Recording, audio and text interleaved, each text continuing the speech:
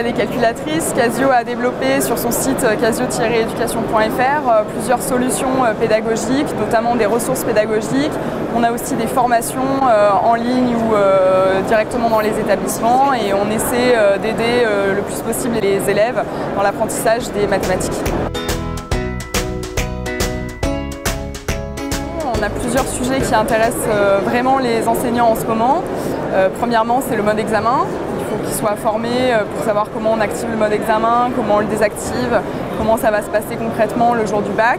Alors donc là, je vais accéder au mode examen. Donc on me dit réinitialisation, accès au mode examen. J'appuie sur F1, attention, sortie du mode examen nécessite une deuxième machine. Continuer, je continue.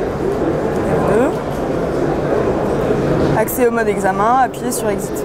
Donc là, il y a deux choses qui se sont passées. Il y a la petite LED ici qui est allumée et il y a le petit R ici qui clignote. À partir du bac session 2018, les calculatrices autorisées au baccalauréat pour les épreuves scientifiques devront avoir un mode examen. Donc le mode examen, en fait, ça va être pour enlever l'accès à la mémoire temporairement, pour pas que les élèves puissent retrouver leur programme, par exemple, dans leur calculatrice.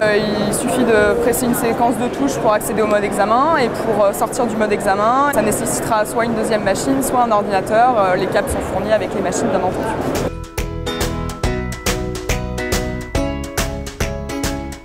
Deuxièmement, c'est la programmation, puisque l'algorithmique est de plus en plus présent dans les programmes scolaires et les enseignants ont vraiment des questions sur l'algorithmique et comment on peut faire des programmes intéressants et dynamiques sur les calculatrices. Et troisièmement, c'est les statistiques. Beaucoup d'enseignants qui ne savent pas forcément gérer les statistiques avec les calculatrices. Donc là, on se déplace, on va dans les établissements scolaires pour les former, pour répondre à leurs questions, pour répondre à leurs demandes, leur montrer plusieurs exemples d'exercices pédagogiques.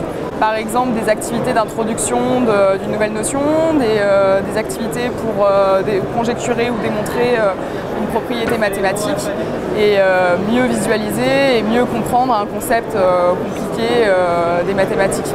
Donc pour s'inscrire à toutes ces formations, on a un formulaire disponible en ligne et les enseignants peuvent aussi nous contacter par mail pour simplement nous poser une question très précise sur une fonctionnalité où ils n'arrivent pas à faire quelque chose avec nos calculatrices ou demander des formations dans leur établissement scolaire.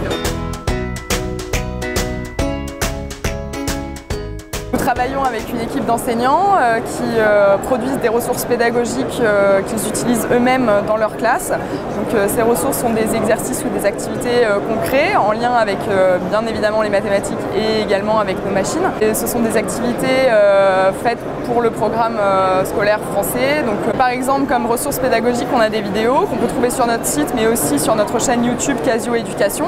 Et donc ces petites vidéos, ce sont des vidéos tutoriels de quelques minutes sur une notion précise, une fonctionnalité précise de la calculatrice avec un exercice en lien avec cette fonctionnalité.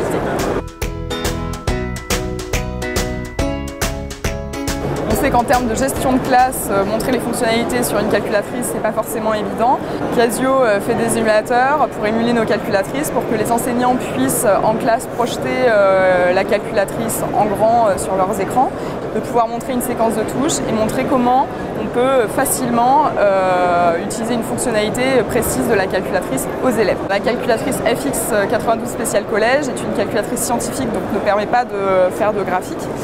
On a imaginé un système de QR code qui va aider les élèves parce qu'ils vont pouvoir générer un QR code et voir en ligne le graphique de leur calculatrice et aussi pouvoir rassembler les données de plusieurs élèves avec un système de surnom pour visualiser les données de chaque élève.